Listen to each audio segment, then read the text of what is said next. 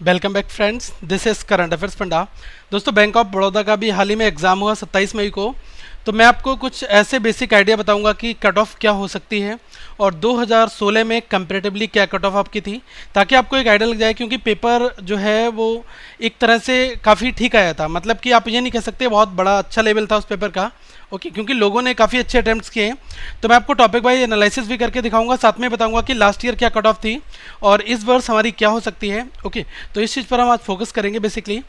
तो पेपर का लेवल की भी हम यहाँ पर बात करेंगे, ताकि जो लोग 2018 में एग्ज़ाम देंगे उनको यहाँ से कुछ आइडिया मिल जाए, या फिर जो अपकमिंग टाइम में जो एग्ज़ाम देने वाले हैं उनके लिए भी यहाँ से एक आइडिया मिलता रहे। ओके, तो सबसे पहले हम 2016 में एकदम लेवल से कट ऑफ समझते हैं। देखिए, अगर मैं यहाँ पर आपको बताऊं कि रीजनिंग में 50 मार्क्स का आपका क्वेश्चन होता है। Okay, English 50 marks, general awareness 50 marks और क्वांट 50 मार्क्स। तो 200 नंबर का आपका पेपर होता है। तो 200 में से क्या कट ऑफ थी, उसके बाद आपका 50 नंबर का तुरंत डिस्क्रिप्टिव हो जाता है। डिस्क्रिप्टिव में क्या कट ऑफ आपकी थी, और उसके बाद में आपका जो टोटल आपका 250 हो जाता है, उसमें क्या था। फिर दोस्तों जीडीपीआई में कितने मार्क्स लोगों को मिले थे, और जो पर्सनल इंटरव्यू था उसमें कितना मिला था। उसके बाद टोटल जो स्कोर होता है वो 100 में नॉर्मलाइज किया जाता है। तो मैं आपको ये बताऊंगा कि इसमें कितने कितने मार्क्स लोगों को मिले हैं। फाइन, तो सबसे पहले आप यहाँ पर देख सकते हैं कि अनरिजर्व कैटेगरी की अगर बात की जाए तो 250 में से इनको दोस्तों 106.75 मार्क्स लाने थे।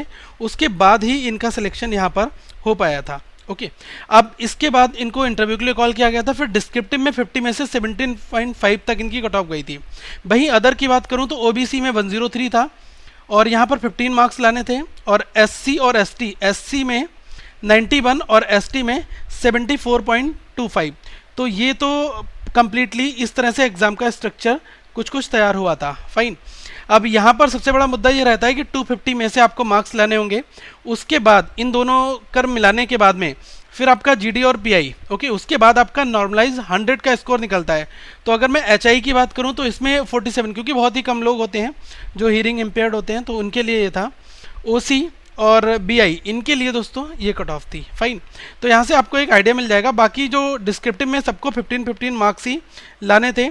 और अब मैं आपको बताता हूँ कि 100 में से कितने मार्क्स लोगों के आए हैं। ठीक है, तो जिन लोगों का सिलेक्शन हुआ, जिनको बैच के लिए बुलाया गया 19 और बैच 20 के लिए, और जो वेट लिस्ट में थे, तो यहाँ से आपको दोनों आइडिया लग जाएगा कि किन कैंडिडेट्स को कॉल किया गया। फाइन, तो सबसे पहले हम यहाँ पर ये देखते हैं कि जो अनरिजर्व जनरल कैटेगरी है, इसमें दोस्तों वेस्ट 19 जो था, इसमें 64.56 जिस कैंडिडेट का मार्क्स था आउट ऑफ 100 में से, ये कंप्लीटली सारे मार्क्स को नॉर्मलाइज करने के बाद में इसमें 100 रोल्ड किया गया और फिर आपकी कट ऑफ यहाँ पर निकाली गई। ओके, तो यहाँ पर देखें कि बेस्ट 20 जो था उसमें 63.68 तक कॉल किया गया, और बेटिंग लिस्ट में उस बंदे का नाम भी था जिसका 62.22 मार्क्स था। ठीक है, ओबीसी में 61.42 जिसका मार्क्स था उसको कॉल कर लिया गया 19 बैच के लिए, क्योंकि बैंक ऑफ बड़ौदा में बैचेस होते हैं। फाइन, तो मैंने आपको बताया था कि एक बैच में कितने कैंडिडेट्स हैं, क्योंकि ये जो रिक्रूटमेंट होता है ये इस बार 3 शिफ्ट के लिए 3 बैचेस के लिए हुआ है। ठीक है, तो उसमें नंबर ऑफ बैचेस बनते हैं। तो पहले बैच में उन लोगों को बुलाया जाता है, फिर उसके बाद जिनके मार्क्स थोड़े से कम होते हैं उनको सेकंड बैच में, अगर ज़रूरत पड़ती है तो थर्ड बैच में भी उनको बुला लिया जाता है। ठीक है, तो इस तरह से हम ये चीज़ यहाँ पर समझ सकते हैं। अब आगे आप देखें कि 59.92 जो है ये बैच 20 की बात थी। ओके, ये बैच 19 और बैच 20 की बात थी, और वेट लिस्ट में 58.58 वाला था। और एससी में आप देख लें 58.3 को कॉल कर लिया गया था बैच 19 के लिए, 56.34 जो है बैच 20 के लिए बात की गई थी। ओके, अब अगर आप आगे इस तरह से देखें, एसटी के लिए ये था, एचआई के लिए ये था कॉल करने के लिए बैच 19 के लिए। ठीक है, ये आपका 100 में से कंप्लीट स्कोर है। ओके, तो आप इस तरह से देख सकते हैं कि क्या क्या पैटर्न आजकल एग्जाम्स के हो रहे हैं। अब मैं आपको बताता हूं कि इस वर्ष क्या हो सकता है। मेरा ऐसा स्पेकुलेशन है दोस्तों कि +4 मार्क्स जो है वो वेरी कर सकते हैं, क्योंकि बहुत सारे लोगों ने जो अटैम्प्ट्स किए हैं वो लगभग 115 प्लस किए हैं। जनरल कैटेगरी की अगर मैं बात करूं तो लगभग 120 प्लस भी कुछ ऐसे कैंडिडेट्स हैं जिन्होंने हमें ईमेल करके बताया कि सर हमारा स्कोर इतना आया हुआ है और हमने इतने क्वेश्चंस वहाँ पर अटैम्प्ट किए हैं। फाइन, तो इस तरह से मेरा ये मानना है कि अनरिजर्व की इस बार ये 200 में से मैं बता रहा हूँ 112 तक जा सकती है, और ये +4 -4 यहाँ पर हो सकता है। ओबीसी 107 और एससी 99, एसटी 85, एचआई 65, 62 65 हो सकता है, और OC 91 और VI 86। तो ये वेरिएशंस जो हैं ये एग्जाम्स में दोस्तों देखने को मिल सकते हैं। ओके, अब मैं यहाँ पर आपको एक चीज़ बताता हूँ कि जो आपके पेपर हुआ है उसमें क्वेश्चंस किस किस फील्ड से पूछे गए, तो उनका हम एक बार एनालिसिस कर लेते हैं। सबसे पहले हम ये जानते हैं कि रीजनिंग में जो आपके क्वेश्चंस दोस्तों पूछे गए वो आपके पूछे गए डेटा सफिशिएंसी से 5 मार्क्स के क्वेश्चंस पूछे गए थे, और सेटिंग अरेंजमेंट और पजल्स जिसमें आपका लीनियर था, सर्कुलर था और फ्लोर बेस्ड पजल्स थे, तो इसमें आपके टोटल 15 मार्क्स के पजल्स के क्वेश्चंस पूछे गए थे। ठीक है, और कोडेड इनइक्वालिटी, इस बार दोस्तों कोडेड इनइक्वालिटी इन्होंने एग्जाम्स में पूछा था। दोनों सेक्शन में आपको करा चुका हूँ कि कोडेड फॉर्म को कैसे सॉल्व करते हैं और नॉर्मल कैसे करते हैं, तो ये 5 to 7 मार्क्स का पूछा गया था। सेलोगिज्म जो था वो 5 मार्क्स का था, और मशीन इनपुट आपका 5 मार्क्स का पूछा गया था। रैंकिंग एंड डायरेक्शन के क्वेश्चंस थे 3 मार्क्स के। ब्लड रिलेशन की प्रॉब्लम्स 3 मार्क्स की थी। अल्फ़ाबेट सीरीज के 2 क्वेश्चन थे और लॉजिकल रीजनिंग के 5 क्वेश्चन थे। तो टोटल हमारे 50 क्वेश्चंस यहाँ पर आए थे। ये दोनों शिफ्ट का कंबाइंड एनालिसिस है दोस्तों। अगर मैं क्वांट सेक्शन की बात करूं, क्वांटिटेटिव एप्टीट्यूड की, तो इसमें डीआई का पोर्शन आपसे बहुत ज़्यादा पूछा गया था। देखो डेटा इंटरप्रिटेशन में क्या था, हमारे लगभग 3 से 4 सेट पूछे गए थे।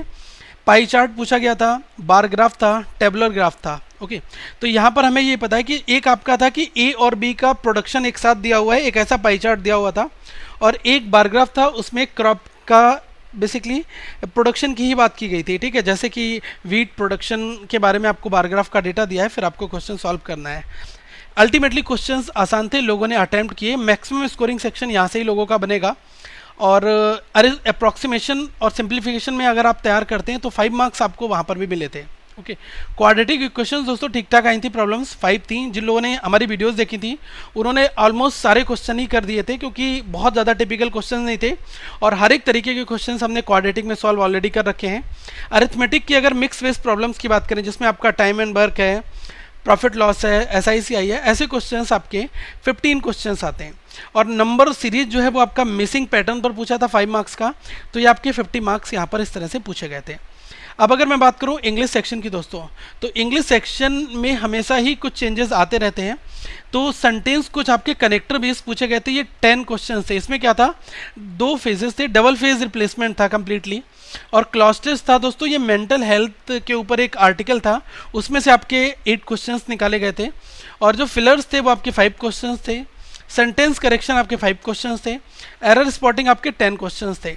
पैराजंबल 5 क्वेश्चंस थे, लोगों ने अटेम्प्ट भी किया है। और रीडिंग कंप्रेंशन दोस्तों बिल्कुल इकोनॉमिक बेस्ड ही था, ब्रेक्सिट के बारे में बात की गई थी, और एक तरह से जिन लोगों ने यहाँ पर क्वेश्चंस बनाए थे तो वो काफ़ी अटेम्प्ट कर भी लिए थे। सिनोनिम्स और एंटोनिम्स भी आपसे पूछे गए थे। अब अगर मैं बात करूँ जीए वाला पोर्शन जो है वो हमारा कैसा पूछा गया था, तो देखो जो स्टेट के डांसेस होते हैं उनसे क्वेश्चन आपका पूछा गया था। बैंकिंग के हेडक्वार्टर्स पूछे गए थे। गवर्नमेंट जो हाल ही में लॉन्च स्कीम हुई थी, ऐसे ऐप जो बैंक ने लॉन्च किए हैं हाल ही में, उनसे क्वेश्चंस पूछा गया था।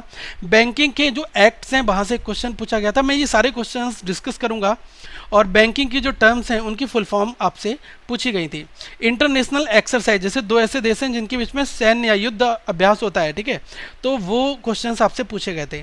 डेज एंड डेट का एक क्वेश्चन आपसे पूछा गया था। स्पोर्ट्स के क्वेश्चंस थे कि कौन सा स्पोर्ट्स प्लेयर है, किससे रिलेट करता है, और कंट्री के जैसे प्रेसिडेंट या हेड ऑफ द स्टेट जिन्होंने भारत विजिट किया, या फिर कुछ जो हाईलाइटेड हुए, न्यूली इलेक्टेड हुए, इंटरनेशनल अफेयर्स में आते हैं, वो क्वेश्चन दोस्तों आपसे वहाँ पर पूछे गए। और आपका एक पोर्शन बचता है स्टैटिक जीके वाला, तो यहाँ से भी आपके क्वेश्चंस पूछे गए थे। तो ये आपका कंप्लीटली एक पैटर्न था। और अगर आगे मैं बात करूं कि आपसे जो डिस्क्रिप्टिव राइटिंग था वो आपसे क्या पूछा गया था, क्योंकि डिस्क्रिप्टिव राइटिंग भी तुरंत आपका इस सेक्शन के बाद हुआ था ऑनलाइन पेपर मोड में। ओके, तो आप ये अभी नोट कर लें कि डिस्क्रिप्टिव राइटिंग क्या था। इसमें क्या था कि लगभग 2 क्वेश्चन टोटल थे, और उनका वेटेज जो था 50, जो टोटल 50 का था। ठीक है, तो जो क्वेश्चन जिसमें ऐसे आपका पूछा गया था, आपका ऐसे पूछा था कि school days is the happiest life, right your view. ठीक है, तो उस पर आपको अपने व्यूज़ लिखने थे स्कूल डेज़ के ऊपर, कि स्कूल डेज़ में आपकी हैप्पीएस्ट लाइफ कैसी थी, उस पर व्यूज़ लिखना था। और जो लेटर टॉपिक था, लेटर टॉपिक में क्या था कि आपको अपने दोस्त को एक लेटर लिखना था जिसमें उसको बताना था कि online gaming adopted by your child. ठीक है, तो इसके ऊपर ऑनलाइन गेमिंग के बारे में अगर आपको पता है तो आप यहाँ से दोस्तों कंटेंट तैयार कर सकते थे। ठीक है, कि मतलब अपने फ्रेंड को एक लेटर लिखना है आपको और बताना है about the online gaming adopted by your child. ठीक है, और एक आपसे लेटर ये पूछा गया था कि write a letter to your local newspaper, जो आपका लोकल न्यूज़पेपर था उसको लेटर लिखना था उसके एडिटर को, और to create awareness about shopkeepers illegally charging rupees on soft drinks. ठीक है, आप जैसे इस तरह से देखते होंगे कभी भी अगर आप ट्रेड फेयर में दोस्तों जाते होंगे, ठीक है, तो ट्रेड फेयर में अगर आप जाते हैं तो वहाँ पर जो कोल्ड ड्रिंक का रेट होता है, ठीक है, ये एक्सपीरियंस मैंने खुद किया था। तो कोल्ड ड्रिंक का अगर एमआरपी उस पर लिखा हुआ है, ठीक है, अगर एमआरपी सपोज करें 27 लिखा हुआ है, तो वो लोग कितना चार्ज करते हैं, वो लोग चार्ज करते हैं 35 रुपीज़। आप रेलवे स्टेशन पर देखते होंगे तो उसमें क्या होता है कि अगर उनका एमआरपी लिखा हुआ है 30 रुपीज़, ठीक है, तो वो उसको काट के कैंसिल करके 35 चार्ज करते हैं। कुछ इस तरह से जो है इलीगल चार्जेस आप पर लगाते हैं। लेकिन आपने ये चीज़ देखी होगी, कई जगह आप मॉल वगैरह में जाते हैं तो अगर आप पानी की बोतल भी परचेस करते हैं तो वहाँ पर क्या होता है कि एमआरपी आपको 40 रुपीज़ लिखा होता है, तभी वो आपको बिस्लेरी या वेटिका की बोतल जो है वो 40 रुपीज़ में देते हैं। एक्वाफिना जो भी है ये बॉटल्स आपको 40 रुपीज़ में देते हैं, क्योंकि ये स्पेशली डिज़ाइंड होती हैं केवल इन्हीं कैंपसेस में सेल करने के लिए। ठीक है, तो वो प्राइस जेन्युइन है क्योंकि उस पर प्रॉपर उनका चार्ज जा रहा है और वो लग रहा है। लेकिन जो लोग जहाँ पर एमआरपी कम लिखा हुआ है और एमआरपी से ऊपर वो लोग सेल कर रहे हैं तो ये तो गलत है। तो आपको कुछ इस तरह से ही था कि एक लोकल न्यूज़पेपर के एडिटर को आपको लिखना है कि एक ऐसी अवेयरनेस के बारे में बताना है कि जो शॉपकीपर हैं वो इलीगल चार्जेस ले रहे हैं आपसे, इलीगली चार्जिंग कर रहे हैं सॉफ्ट ड्रिंक्स के लिए। ठीक है, तो ऐसे कुछ कुछ क्वेश्चंस आपके एग्जाम्स में पूछे गए थे। और दोस्तों अगली वीडियो में मैं वो क्वेश्चन डिस्कस करूंगा जो आपके मई एग्जाम तक को कवर करेंगे और बीओबी में पूछे गए हैं, क्योंकि सेक्शन वाइज और बहुत सारे नए मटेरियल भी आप तक लेकर आऊँगा। तो आप क्या करें, यहाँ पर जो प्लेलिस्ट आपको दी है आप इनको फॉलो कर सकते हैं, क्योंकि अगर आपके अपकमिंग एग्जाम्स हैं तो बहुत ही ज़रूरी है। इन प्लेलिस्ट को आप देखें, यहाँ पर आपको बहुत अच्छी वीडियोस मिलेंगी। दोस्तों अगली वीडियो में आपसे फिर मिलूंगा, तब तक आप जो करंट अफेयर्स के टॉपिक के लिए इस वेबसाइट को रेगुलर विजिट करते रहें और वीडियो को लाइक करें, चैनल को सब्सक्राइब करना ना भूलें। Thank you friends, have a good day.